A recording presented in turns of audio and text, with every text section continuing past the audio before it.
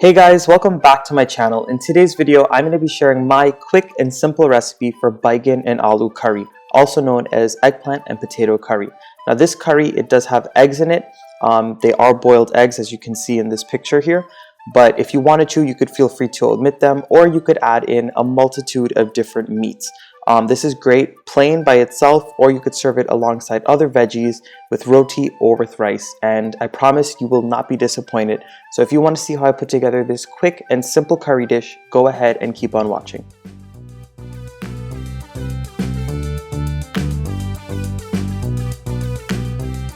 So the first step when putting together your Baigan and Aloo curry is to prepare your eggplant. Now what I like to do is take my eggplant and I go ahead and I cut half of the peel off of the eggplant and leave the peel on the other half of the eggplant. I don't know why that is something we do, but every Guyanese household, when I see them make Baigan and Aloo curry or Baigan and Aloo curry, they usually leave half the peel on and take half the peel off. If you know the reason for it, leave the answer in the comments down below. But basically you're going to do that. You're going to slice it up into very thin strips and then you're going to wash it. And once you finish preparing the eggplant, you're going to put together your spice mixture. So in my bowl, I have some garlic, some hot pepper that have been crushed up together, and I'm going in with my curry powder as well as my masala. Now, if you want to see how my family makes our masala at home, go ahead and check out my video that I did with Auntie Chitra. I'll have that linked right up here in the right-hand side of this box. And once you go ahead and add these spices in, you're going to mix it all together until you get a nice paste.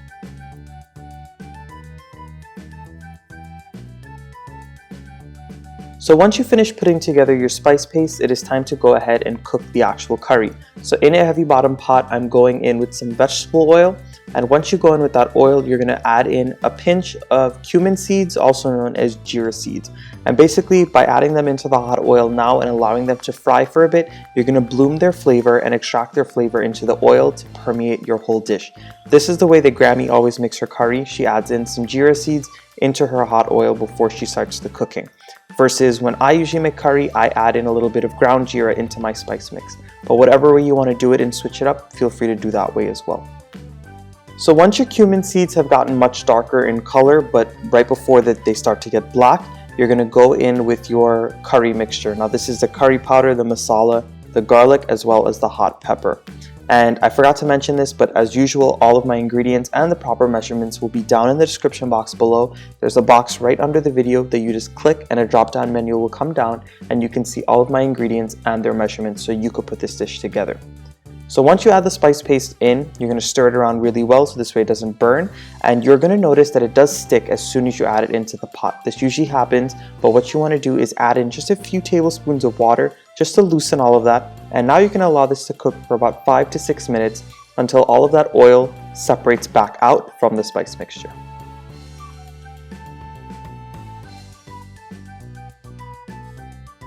So once you've added in that water just to loosen everything off of the bottom, you're going to see that there's nothing sticking anymore, and you're going to also now go in with a little bit of salt.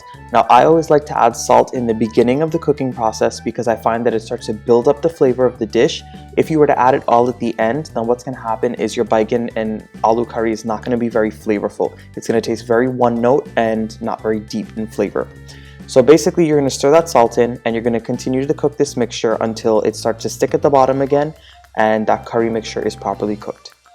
So after cooking this mixture for about 5 minutes, you're going to see that it starts to stick at the bottom again and all of that oil that I had added in started to separate back out from the spice mix. So once that happens, it is your indication to start moving on. So in my pot, I've just added in my sliced onions as well as my chopped scallions. And if you wanted to, you could also add in some more chopped hot peppers during this stage.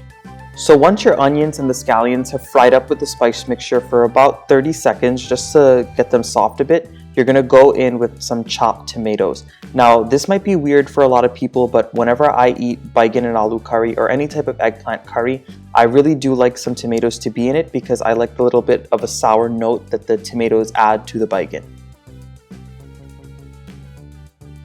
After an additional 3 minutes, you're going to see that the tomatoes basically melt into the spice mixture, and that is exactly what you want, so this way it can permeate the whole dish. And once that is done, you're going to go ahead and add in all of your thinly sliced eggplant. Now you guys are going to see on the eggplant that it looks a little bruised. The reason being is because once I sliced it up into very, very thin strips, I went ahead and I massaged it under some running water, and I kept on squeezing the eggplant until all of the seeds, or most of the seeds, started to come off.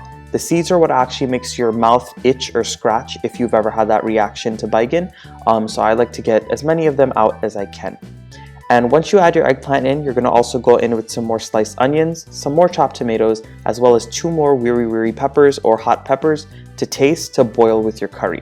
And once you add all of those ingredients in, you're going to stir everything around, leave it on a medium to high heat, and let it bunjay or cook down until it is a little dry for about 6 to 7 more minutes. So this is what the eggplant looks like after about 5 minutes of cooking. You're going to see that the eggplant does release its own juices, and that's exactly what you want. It's basically going to help the eggplant cook and get nice and dry. Once you see that the eggplant starts to release its own juices, you're going to go in with a bay leaf, and you're going to go in with some broadleaf thyme. Now that is dried thyme that I was adding in, but you could use fresh if you wanted to. Now the reason why I'm adding everything in stages is because I really want to build up the flavors and add different notes to this baigan and aloo curry. If you add everything all in the beginning, then what's going to happen is your curry will taste very one note and not have a really good depth of flavor. So after I added in the bay leaf as well as that thyme, I went ahead and I covered the pot and I allowed it to cook for about 10 minutes. After the 10 minutes, when you open it and start to stir it up, you're going to see that the eggplant has started to disintegrate for the most part, and it is cooked down quite a bit. And you're also going to see that those peppers are still intact. Again, I just added those in so it could give a peppery flavor without all of the added spice. So what you're going to basically do now is just stir it up, and then we are going to go in with all of our potatoes. So these are 2 large potatoes that I cut into quarters. And the reason why you cut the potatoes so big is because by the time the potatoes start to cook and disintegrate themselves, the idea is that you want the eggplant to be fully disintegrated. Now, whenever I make any type of baigan and edo or baigan and aloo curry, I like for the eggplant to be super disintegrated and mushy at the end. I don't like when it's very stringy and you see the eggplant in it. The same goes for the potatoes or whatever starch you're adding in. I like for them to be mashed up a little bit. I find that when everything is still very chunky, it really doesn't get all of the flavors of the curry and the spices added into it. So once you add your potatoes in, you're going to go ahead and add some water to cover, and then you're going to cover this again and allow it to boil down until it's fully cooked. And once you put that cover on and you allow that to cook on a medium-low heat, you're going to start to prepare your boiled eggs to add in towards the end. So in my pot here, I've added in some cold water, I've added in my eggs, and I've put it on a high heat to allow them to boil.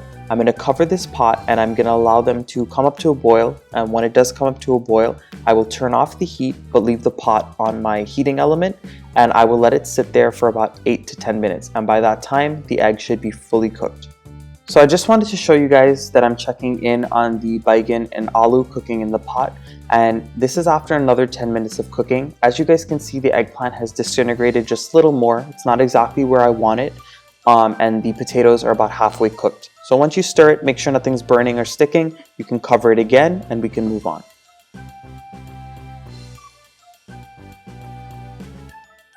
So my eggs finished cooking and I went ahead and I peeled them. What you want to do after you peel them is go ahead and score them with a knife. Now for me, whenever I make anything with eggs on the inside or any type of egg curry, I do not add the eggs to hot oil to fry them.